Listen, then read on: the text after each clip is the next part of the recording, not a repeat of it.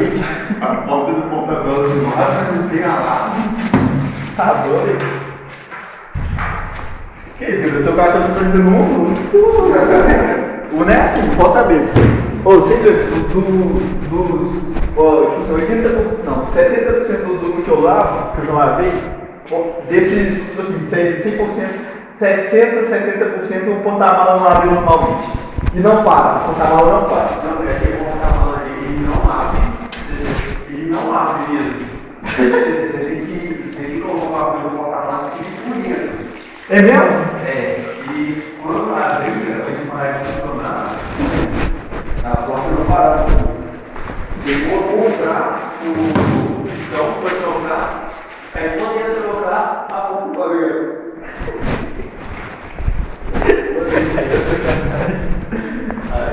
Aí só abre só dormir. Não, não dá. Você tem que abaixar o banco. Você tem que abaixar o banco ou tirar aquele painel que tem por cima. É só assim que você quer usando o porta-mala rever. É, Eu tô usando o porta-mala. meu querido, eu falei, um dia que eu fui pra casa, pode deixar o mochila no porta-malas? Eu deixei por dentro. É duas portas, né?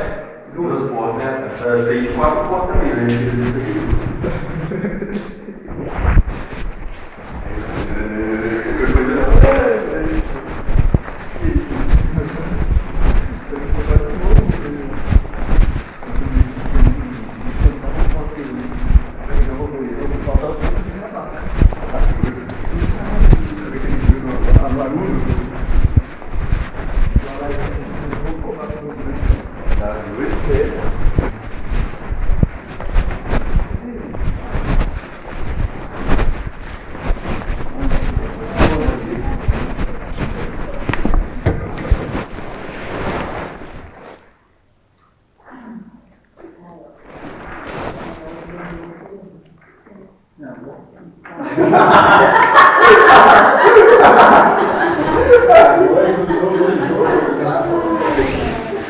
Que isso, eu tava falando baixo. Você tá falando baixo? Ah, não sei, né? Mas não viu não. Eu não tava falando nada, falando nada. Eu creio que era professor da aula de disciplina. Porque o que acontece? Pelos sonhos que eu já perdi, né?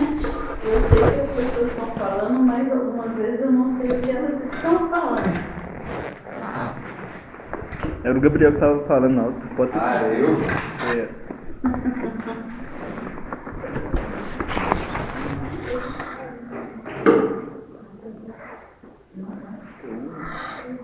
Gente, vocês sabem se o Léo vem também?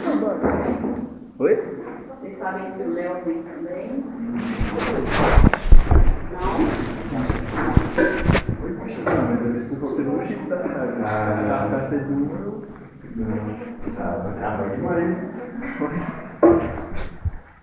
Ah, que eu paro fazer isso. Não vai dar pior. E eu vou dar. Vou ver. Não, tu já Quer apostar ou quê? A aula de antes de vocês é qual mesmo que eu esqueci?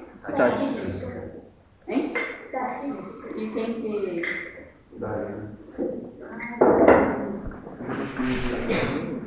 E à tarde vocês estão livres ou tem aula? Tem aula.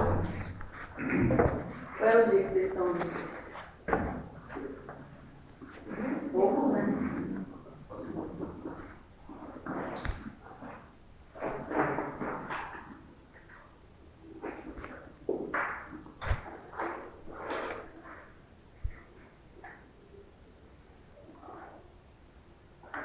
Qual é a disciplina de solos que você tem mesmo? Professor Márcio, não é? Aqui nós tínhamos era geologia, mas era curso lá. Que nós teve, né?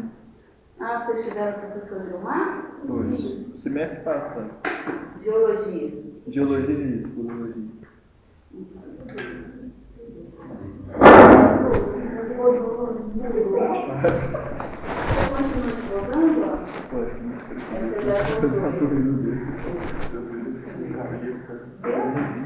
Foi a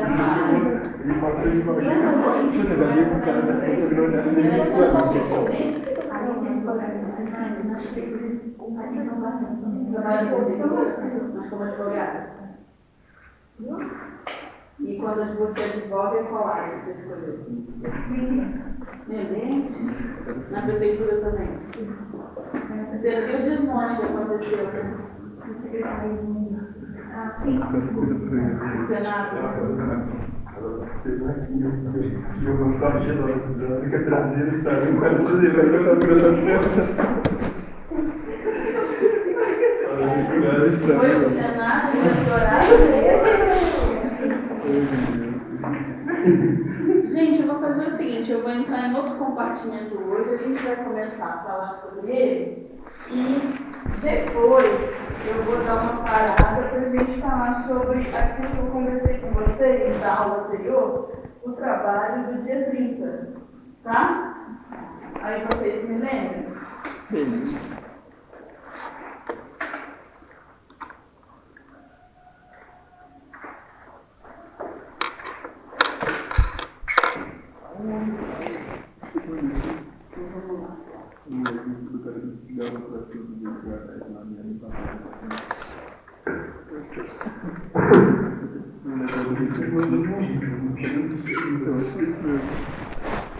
E aí, trabalhando na prefeitura, dá para você fazer uma figura. Que bom, né?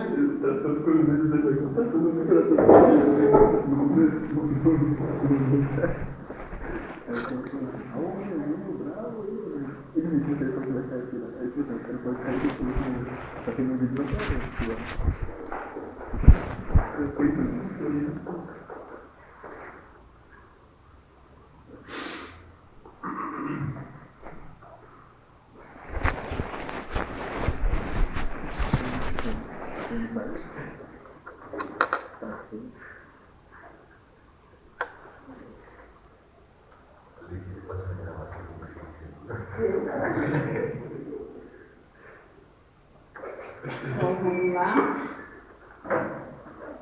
A gente falar hoje um pouquinho do compartimento do solo. Então, a gente já está entrando em outro compartimento. E, antes de ir para o próximo slide, o que vocês conseguiriam falar do solo? Desse ambiente, desse compartimento. Quando eu falo compartimento, eu estou falando compartimento da biosfera, da atmosfera, né? Da água, do solo, né? Da atmosfera a gente viu a aerobiologia. Então, em relação ao solo, de disciplinas anteriores, o que vocês de repente já trabalharam, o que vocês teriam a dizer sobre o solo do ponto de vista de vocês? De uma área que realmente é ligada, né, ao meio ambiente, às plantas. Por que eu estou falando isso? Porque a visão de um engenheiro civil em relação ao solo é uma. A visão de um engenheiro de Minas em relação ao solo é outra. A relação, né, a visão que vocês têm de solo, o conceito em si é muito parecido com o do agrônomo. Só que o do agrônomo vai explorar o solo para a produção de alimentos e outras coisas, e o enfoque de vocês já é completamente diferente, até porque vocês iriam exercer os conhecimentos de vocês para mitigar determinadas ações decorrentes, inclusive, das práticas de agricultura e pecuária, não é isso? Então, o enfoque de vocês é completamente outro, mas necessita desses conhecimentos relacionados às ciências do solo, né? A fitotecnia, às vezes, para vocês poderem implantar projetos, né? Terem uma ideia melhor sobre tudo para fazer a gestão da onde vocês vão se ocupar, né? Do ofício de vocês. Então, gostaria de ouvir vocês primeiro, o que vocês teriam a falar sobre o que vocês pensam em relação a esse compartimento solo, tá? Ou até mesmo o que vocês trazem da geologia. Então, recordar é viver, enquanto eu vou deixar aberto, se ninguém de repente falar, eu vou procurar um nomezinho aí.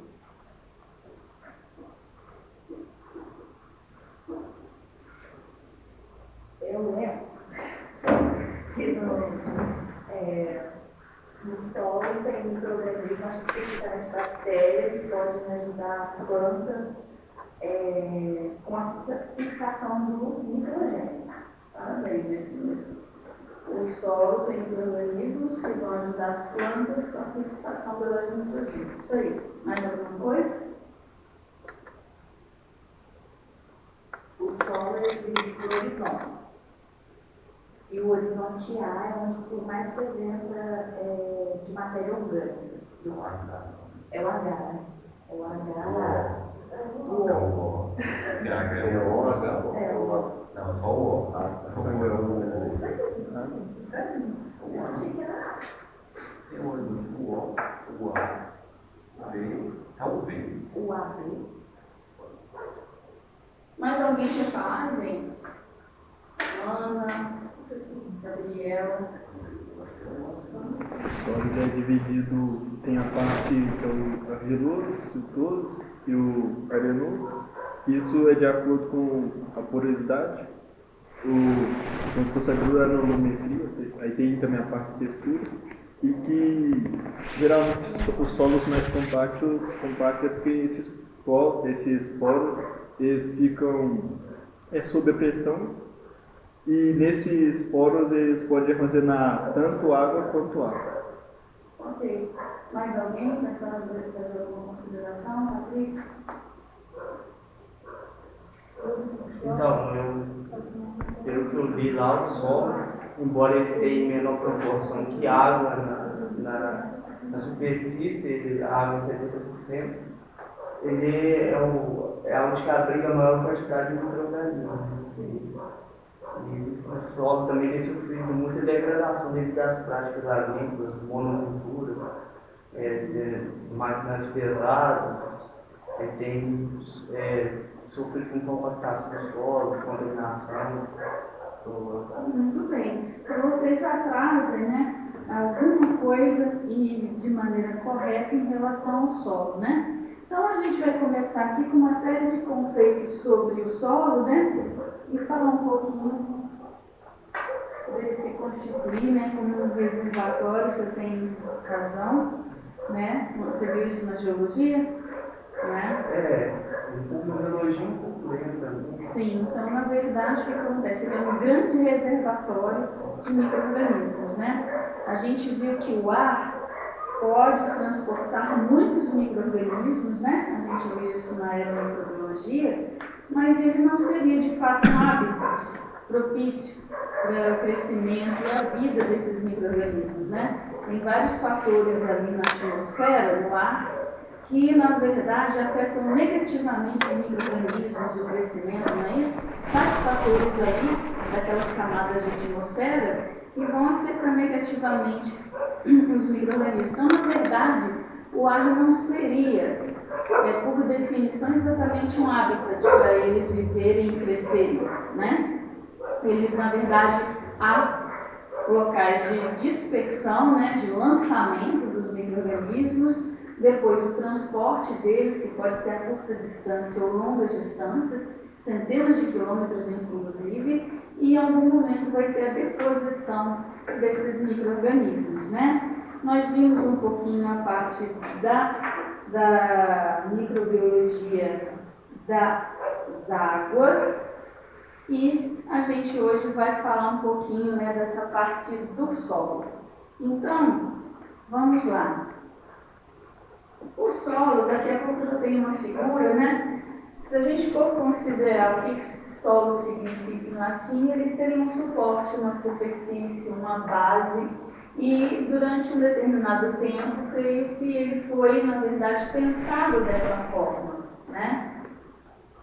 Mas aí nós tivemos vários pesquisadores que se debruçaram sobre essa questão até verificar que ele é muito mais do que isso, quando a gente pensa nas plantas, né, do que apenas uma superfície, uma base, um suporte. Com certeza ele é um suporte. Mas ele é muito mais do que isso, né? Eu vou colocar no cigarro, vocês não precisam ter esse negócio de anotar assim, se vocês ou anotem algumas questões, claro, mas eu vou colocar no cigarro. Então, ele vai se referir a superfície ali da crosta terrestre ou da própria rocha, se ela estiver desnuda, digamos assim, né, que é a litosfera, ou mais precisamente a porção superior do regolito, que eu vou falar, mostrando a imagem para vocês de um livro, uma imagem ilustrativa, tá? Então, o regolito tem-se um material solto, constituído por rocha alterada, ou seja, que está no processo pedogenético, que o professor Gilmar, e o processo pedogenético começando a formar o solo, propriamente dito, né? Que ocorre acima da rocha consolidada, que seria a rocha-mãe, tá? Então, nessa figura, vejam só, vou pedir para vocês prestarem atenção, e daqui a pouco a gente fala dos horizontes que vocês trouxeram isso e ainda tiveram assim uma divergência ali com as letrinhas todas, né? Mas eu vou falar, no caso da nossa aula, eu vou falar só 3 letras, tá? Então, esse é um livro, né?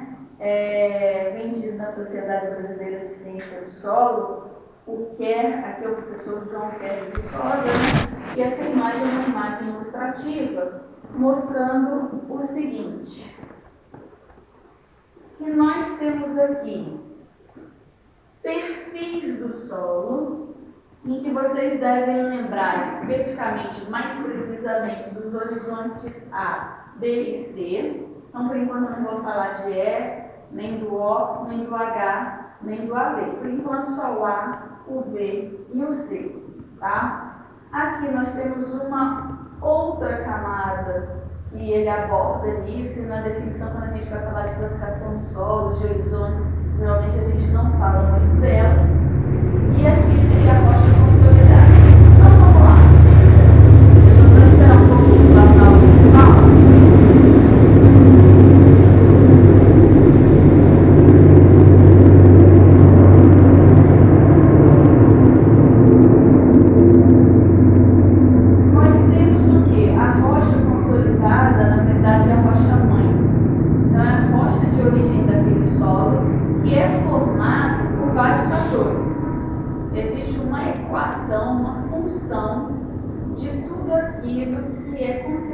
Na formação pedogênese de um solo.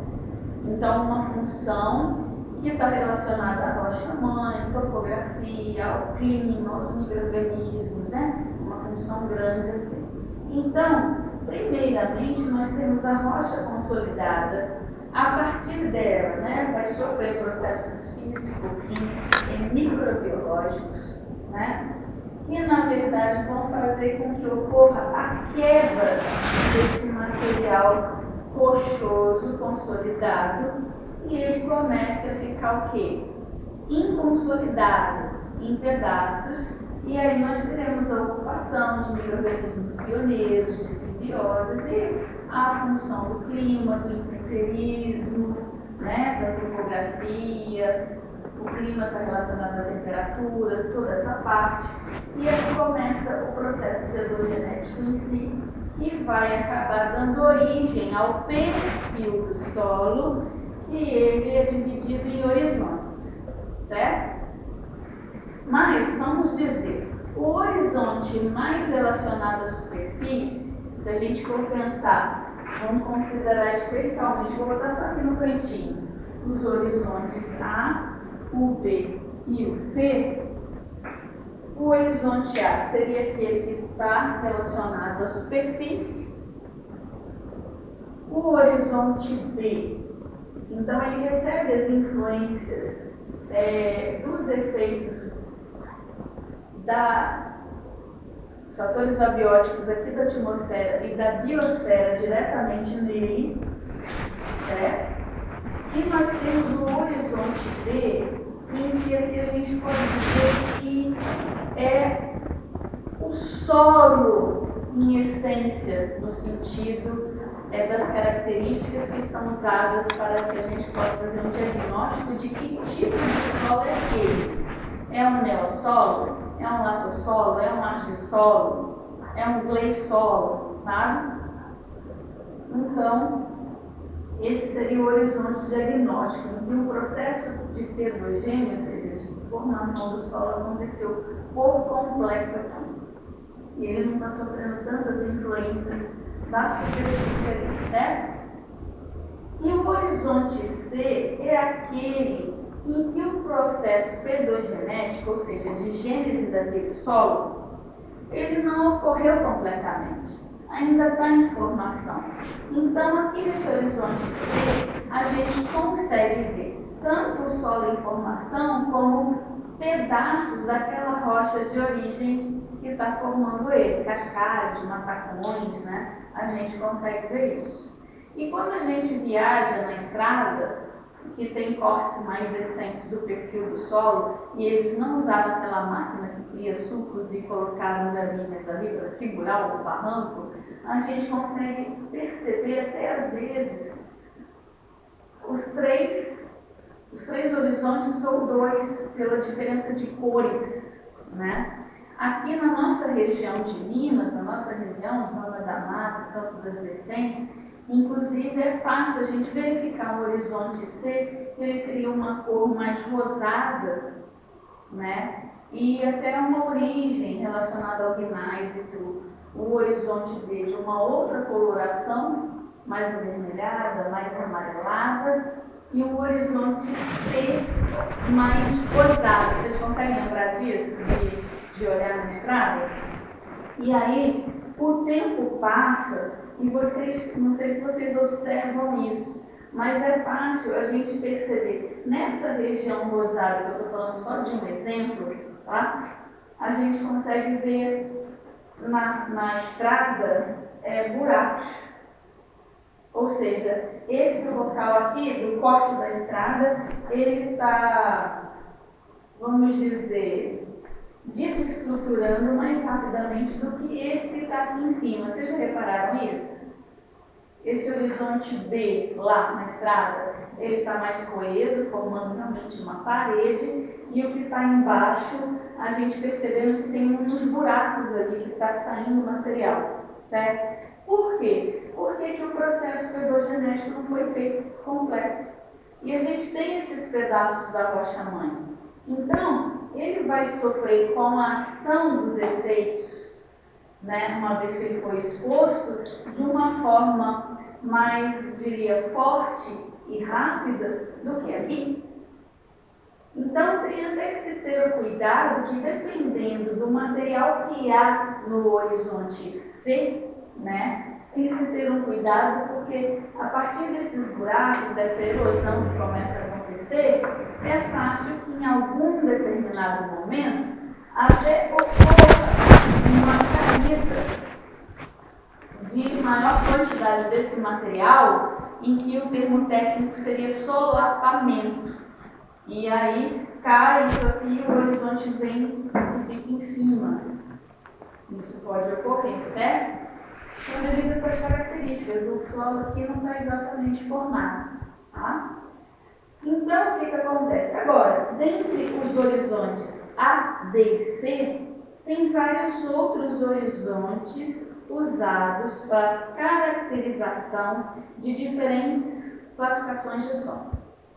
Margem-solo, nuvem-solo, organo-solo, enfim. E o horizonte O, como alguns de vocês falaram, seria um horizonte onde tem uma camada realmente orgânica tão contrastante e proeminente que a cobertura vegetal está realmente jogando material sobre ela, e ela, às vezes ela é realmente mostrada. Aí vai ter o horizonte O, A, D e C, certo, gente? E na própria classificação dos solos, a gente vai ter o horizonte E, outros horizontes de outras letras, diferentes tipos de horizonte B, como exemplo, o horizonte B textural, tá? Que estão estratificando determinadas características de uma classe de solo, de um tipo de solo, tá? Então, o solo tem essas camadas, esses horizontes, e pode ter o O ou não ter o O, ou como você acho que falou, os solos estão tão degradados que o horizonte A, inclusive, foi removido e não há mais horizonte A. A gente, na verdade, só tem o B e o C. O horizonte A foi removido por ação de erosão, de tudo, né, de escoamento superficial, e ele foi embora e o solo está degradado, né? Então, o que acontece aqui? Quando fala no solo, que seria aquele considerado suporte, né, na origem latina, está considerando essa parte aqui. E quando a gente fala em regolito, que é um nome menos usado, mas nesse livro aqui usou, ele está abrangendo, né, as camadas do solo que vocês estudaram, A, B e C, e também essa região aqui que não é ainda formação de solo, mas já é uma parte de rocha inconsolidada, certo? Então o regolito pega tudo isso aqui. E quando a gente fala mais em horizontes do solo, a gente está trabalhando mais nessa faixa aqui, certo? E embaixo, fazendo contato da rocha inconsolidada, nós temos a rocha consolidada, que é a rocha mãe, a rocha de origem daquele solo, tá? E aqui o contato de rocha, o contato nítico entre o que está consolidado e aquilo que está inconsolidado, mas não teve ainda o processo genético. Então, isso seria só para a gente começar a entrar nessa parte de solo e a gente vai trazendo outros conceitos e definições, né? Então, nesse ponto aqui, ó, como alguém já falou, né? O solo é constituído por partículas sólidas, minerais e orgânicas, e aí daqui a pouco eu vou pedir para vocês falarem um pouquinho sobre isso, que elas realmente têm um ordenamento ali, uma estrutura, né? Formando, né?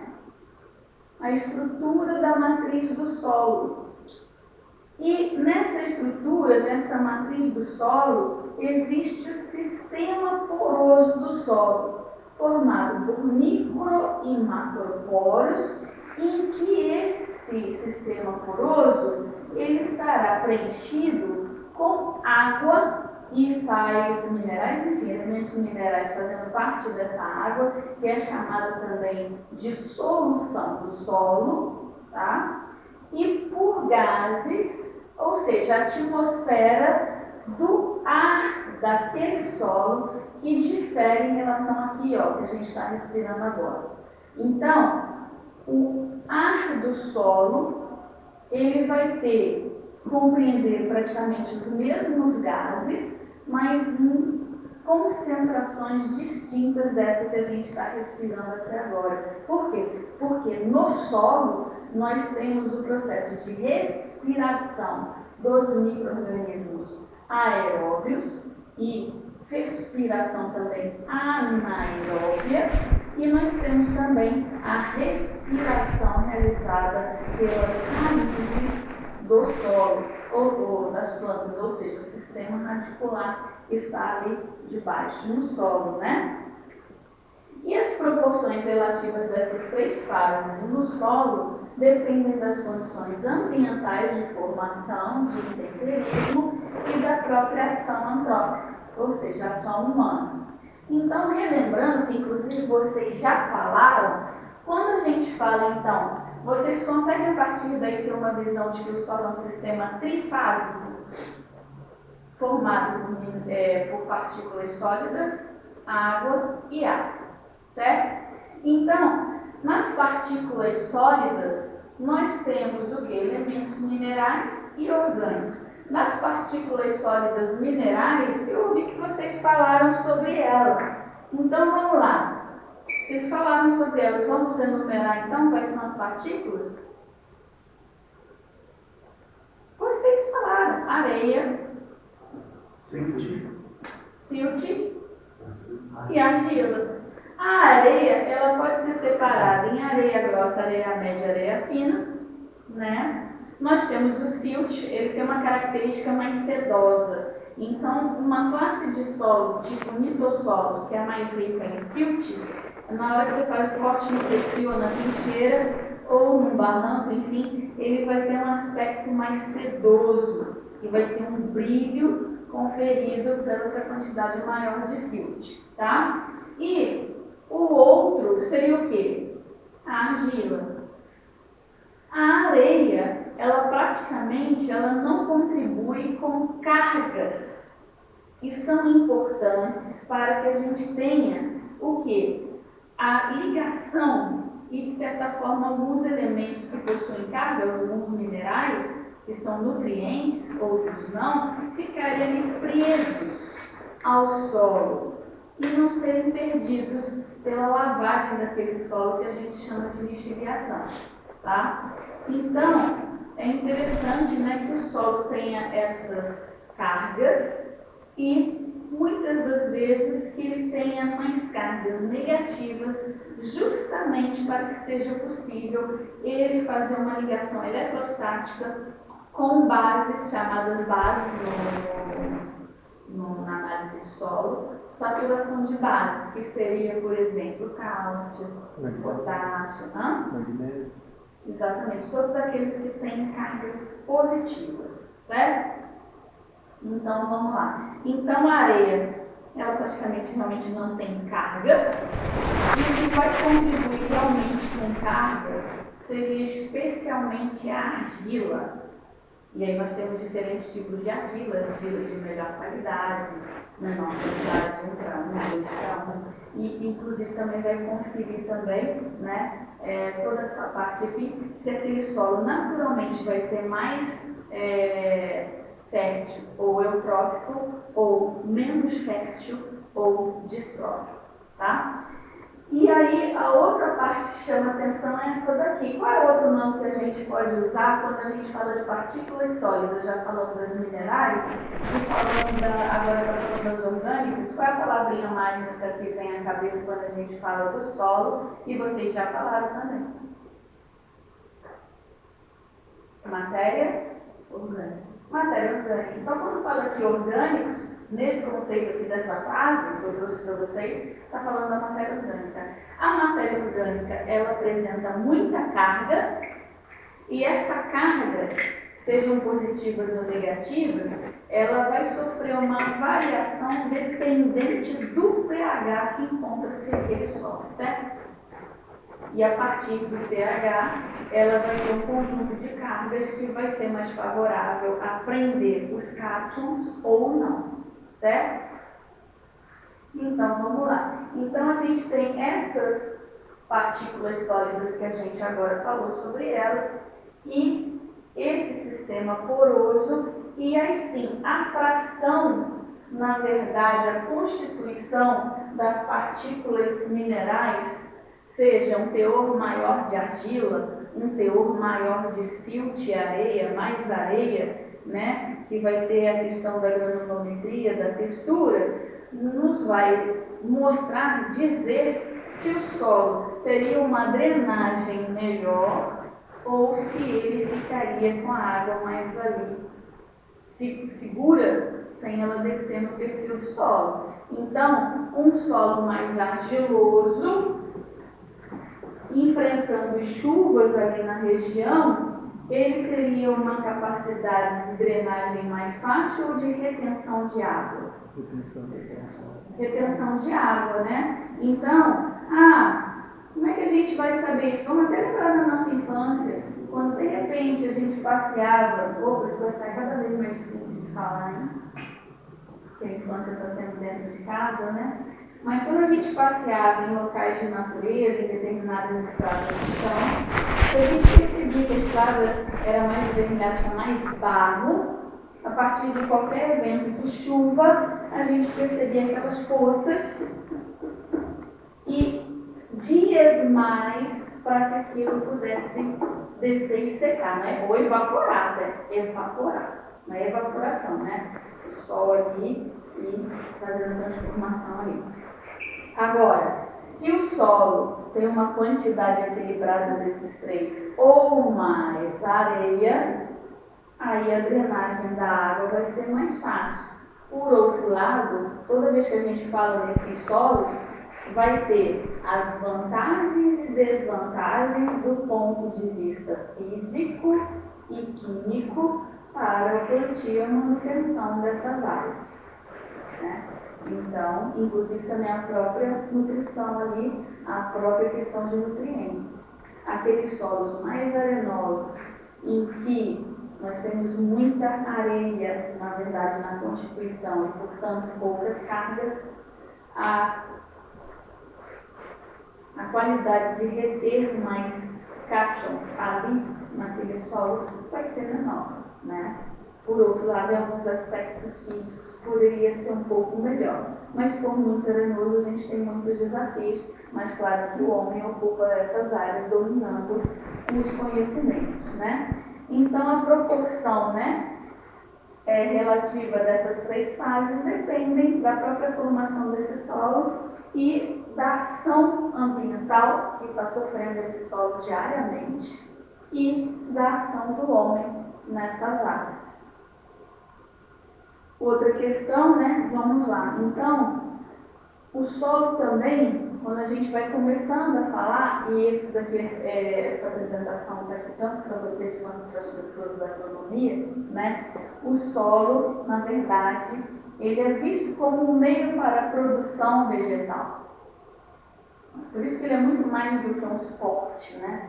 E aí, quando a gente fala em produção vegetal, é definido como edafologia, do grego edafo, solo ou terra.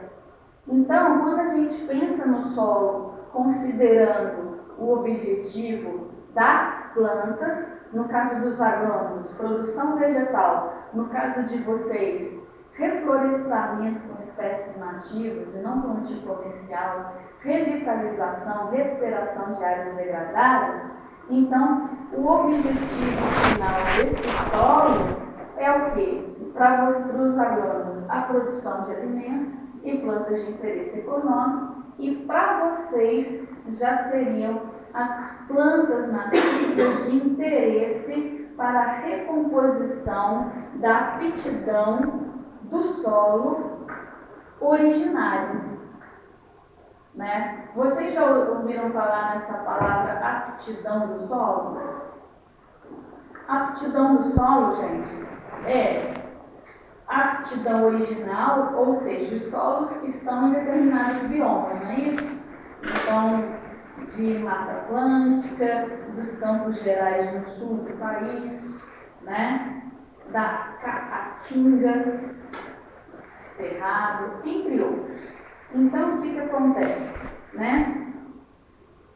Nós temos que ver essas diferenças para que a gente possa, na área de vocês, deixa eu voltar ao raciocínio. Então tá, essa aptidão natural dos biomas, com aquela cobertura vegetal original, e aí o solo, ele tem aptidão para a agricultura, ele tem aptidão para o reflorestamento, ele tem aptidão ou não tem aptidão para as práticas de agricultura. Existe essa parte do ensino nas ciências do solo.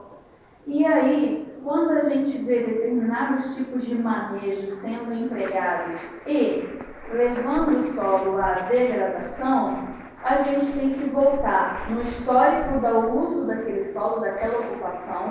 Vamos ver o histórico daquilo. O que foi plantado aqui antes? O que aconteceu? O que está levando à degradação? O histórico de plantio, se a gente puder, o de manejo, que foi empregado naquele local. E a gente tem que ter uma ideia do que primordialmente existia naquele local. Por quê? Porque aquilo que era o inicial e aquilo que realmente a natureza fez. E se a gente for pensar em termos de revitalização, recuperação de áreas degradadas, recomposição de uma mata, a gente tem que voltar. Esse local está em que bioma? Quais são as espécies nativas daqui? Qual a seleção que eu vou fazer para realizar um trabalho em que eu não coloque espécies exóticas para atrapalhar a própria recomposição daquela cobertura vegetal? Então, tudo isso tem que ser pensado.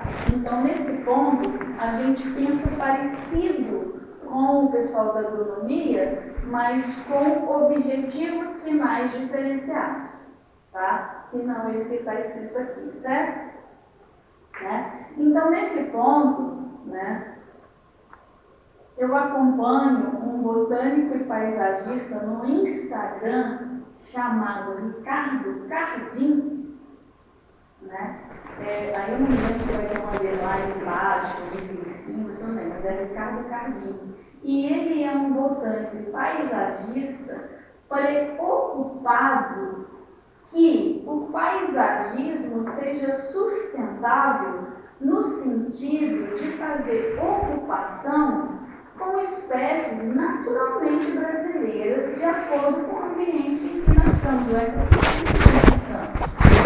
Então ele fala em várias explicações dele de espécies exóticas que não deveriam, quando elas estão começando a invadir regiões de Mata Atlântica, por exemplo, quando elas começam a competir com plantas em área de restinga, sabe? Quando elas começam a brigar, a espatódia, por exemplo, que é uma planta que ela é muito bonita, essa árvore, mas ela mata as abelhas nativas, que não são as apis melíferas, né? Que são as meliponinhas. Então há uma preocupação dele. E aí, como vocês são da gestão ambiental, esse botânico e paisagista, ele está com um projeto grande em São Paulo de buscar, então, parte urbana, olha só, parte urbana. Então ele está com um projeto grande em que determinados pedaços de terra meio que abandonados, meio que largados, ou até mesmo praças anteriores, mas locais que são pequenos, áreas pequenas, comparativamente a projetos que vocês podem levar de recuperação de áreas degradadas, mas são pequenas manchas, e tem até um nome bonito, que eu tive que resgatar na publicação. Então, ele chega nessas áreas, então é um projeto que eu acho que tem ligação com a Prefeitura de São Paulo, né? É um projeto grande. E aí, em diversas áreas de São Paulo, mas eu não lembro em que bairros realmente está sendo a ação, ele vai pegar, então, algum terreno, que, claro, ele possa atuar, não estou falando que ele vai sair pegando terreno dos outros, tá, gente? Que estavam degradados, que estavam largados. E ele vai procurar preencher aquele espaço, no caso de São Paulo, Mata Atlântica, com florestinhas de Mata Atlântica, tá? Para ser, como eu posso dizer, vocês vão entender naturalmente, como sejam espaços para que o oxigênio chegue mais realmente, para que a diversidade se estabeleça lá, para que tenha essa diversidade das nossas matas, para que a fauna chegue lá, passarinhos e outros animais. Então ele falou de um dia que ele fez um processo, esse eu acho que já foi no Rio de Janeiro, e quando viu, já tinha gambazinhos ali. Ou seja, eles reconheceram aquilo como um hábitat e estavam ali.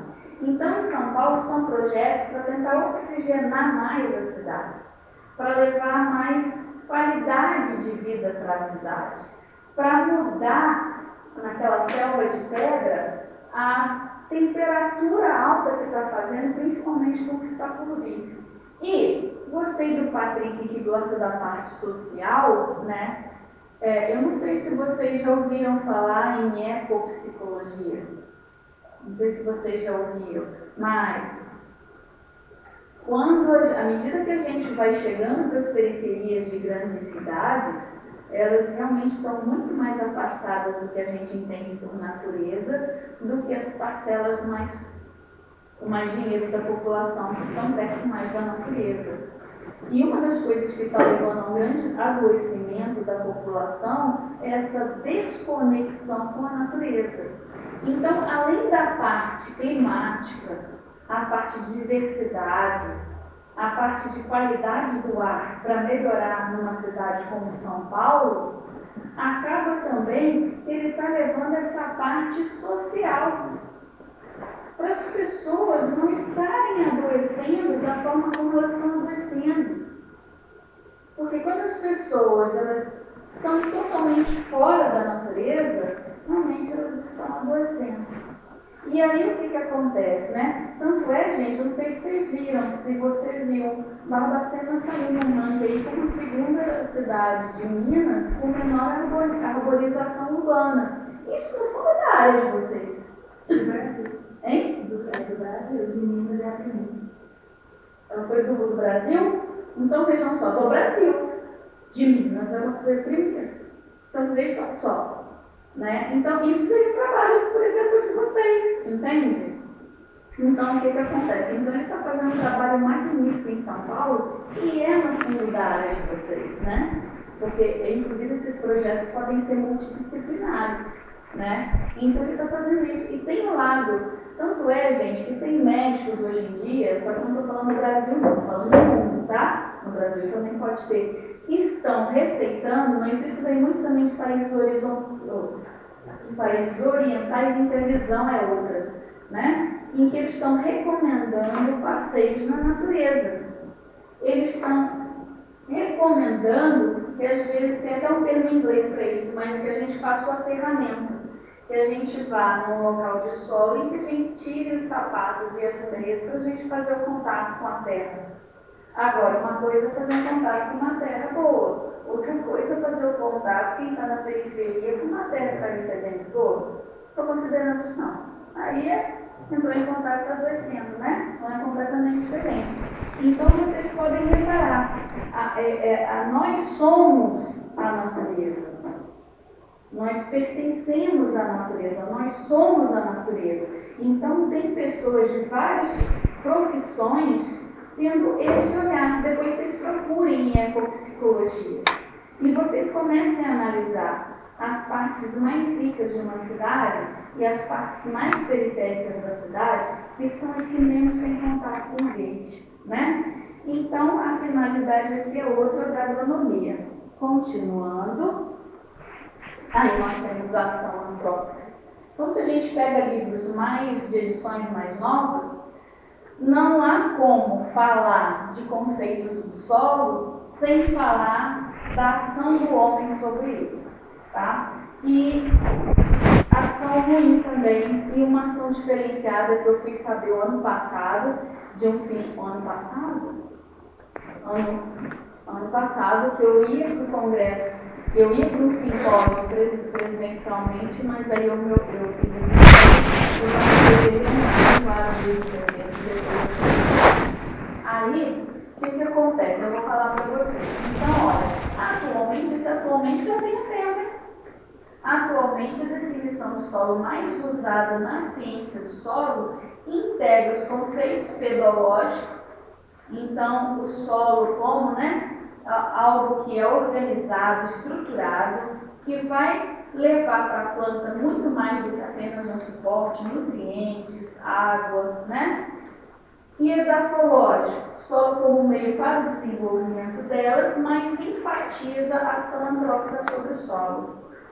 E aí tem algumas questões, que a hora está passando, eu acho que eu vou falar mais rápido. Olha só. Vocês já ouviram falar na Amazônia das terras pretas de índio? Sabendo agora, hoje em dia, que a gente não deve usar esse termo, né? A gente não deve falar índio, nós devemos falar indígenas ou povos originários. A gente não deve usar esse termo índio, porque durante muito tempo ele foi usado de uma forma pejorativa, né? Com uma conotação negativa. As crianças na escola já estão aprendendo a falar dos indígenas ou de povos originários. Bem, mas ela foi conhecida, eu vejo que ela ainda é tratada como terra preta de índio. Então vamos voltar agora para... Eu estou falando muito rápido, vocês estão conseguindo pegar ou está ficando acelerado? Então vamos agora lá para a Amazônia. Eu falei da Mata Atlântica um pouquinho, falei desse Ricardo que vocês devem acompanhar, foi da casa dele. A gente não sabe como vai ser agora, como está acontecendo no Senado, infelizmente, dia 22 de maio. Mas vamos lá, porque o mundo precisa de pessoas assim, que pensem diferente dessa caixinha que está nos dominando. Então vamos lá, vamos para a Amazônia. A Amazônia, gente, ela é composta, na verdade, por muitos tipos de solo que são pobres naturalmente.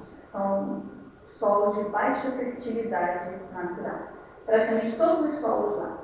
Mas aí vocês pensam naquela floresta, que eu nunca tive o prazer de conhecer, a floresta equatorial, né? Floresta amazônica, não sei se alguém aqui já teve o prazer de conhecer, que ela é extremamente exuberante, ela é lindíssima, né, gente? A gente de repente não conhece, mas já viu documentários, viu? Então a gente, mas como que o solo é pobre quimicamente em nutrientes e nós temos uma cobertura vegetal tão exuberante, tão magnífica, que a gente observa nas florestas lá? Por quê? Porque na verdade o coração ali, para que ali tenha nutrientes e aquela floresta seja exuberante, já não estaria aqui não. Vamos voltar então. Já não estaria aqui não. Ele estaria aqui, ó, em que vocês poderiam falar estaria nessa região acima da superfície do solo, em que a gente chama de serrapilheira ou manta orgânica ou liteira.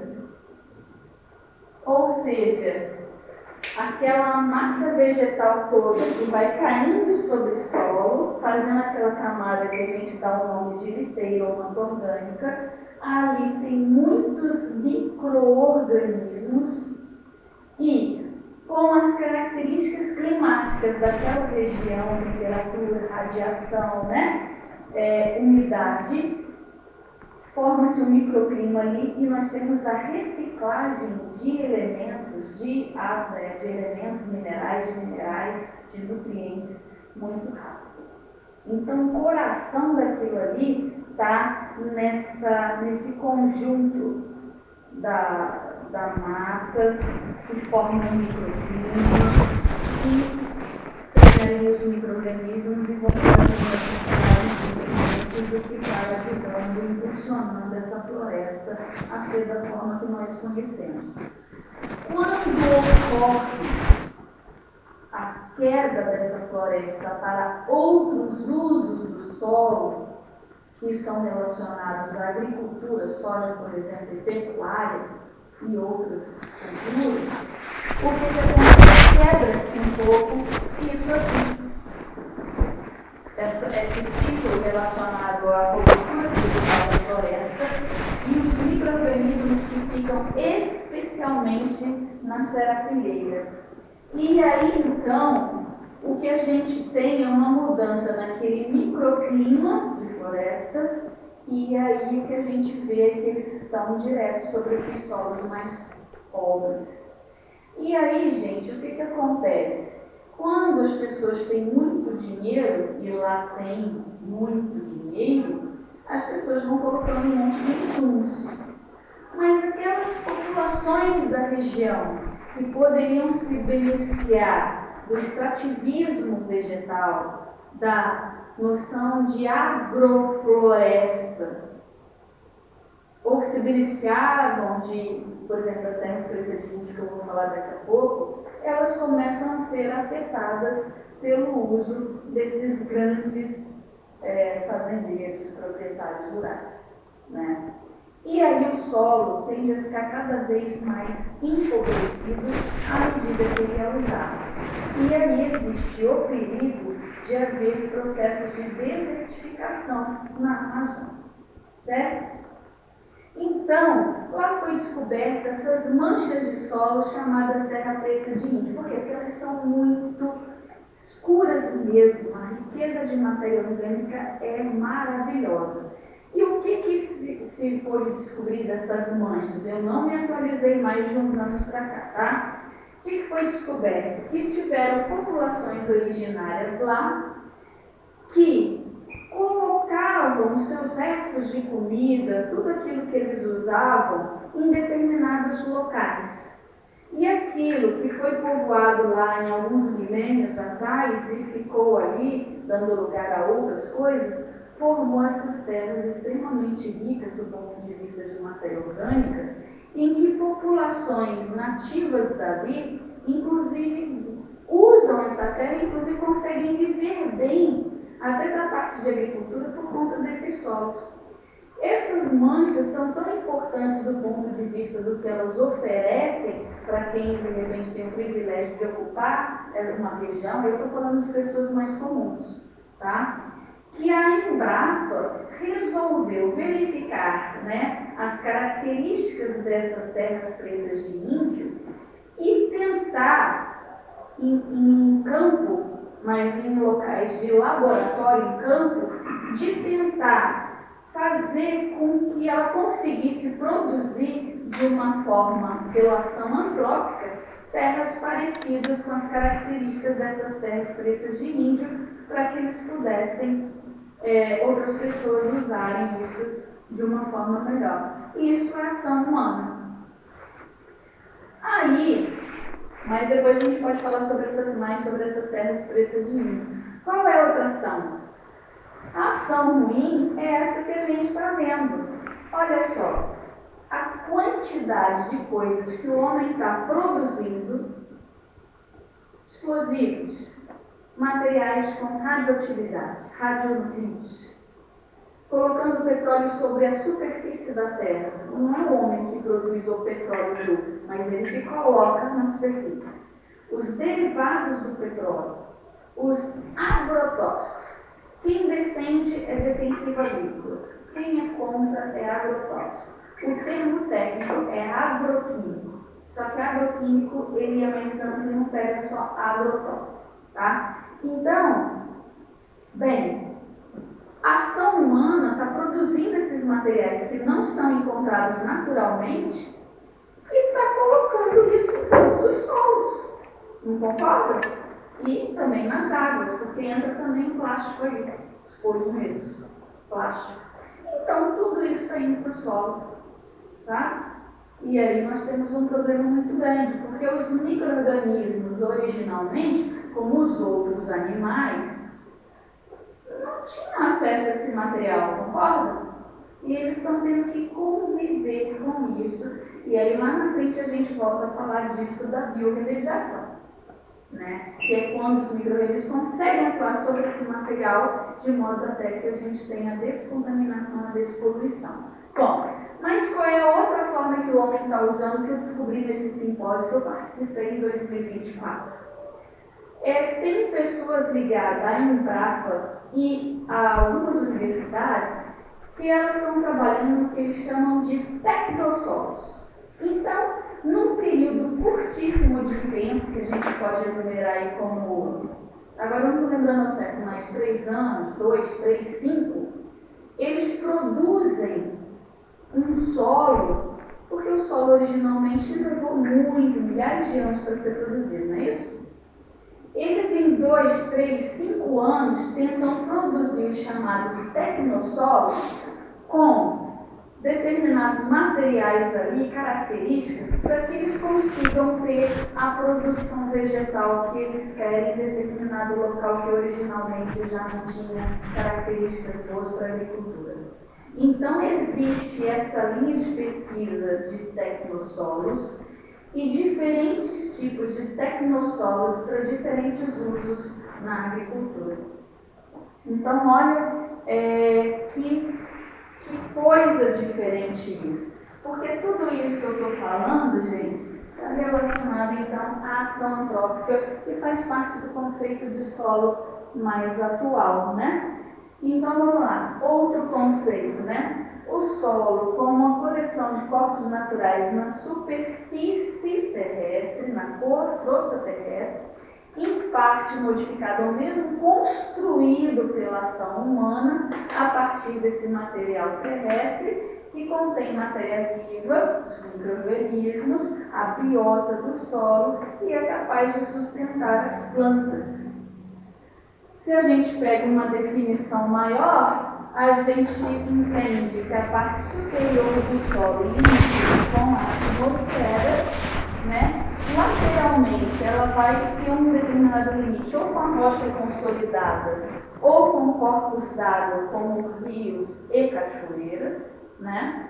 O limite inferior do solo já vai ser um pouco mais difícil. Por quê? Porque, na verdade, vai se excluir aquele material que tenha pouca ação de pedologia. ou seja, o efeito das interações climáticas, organismos vivos, clima,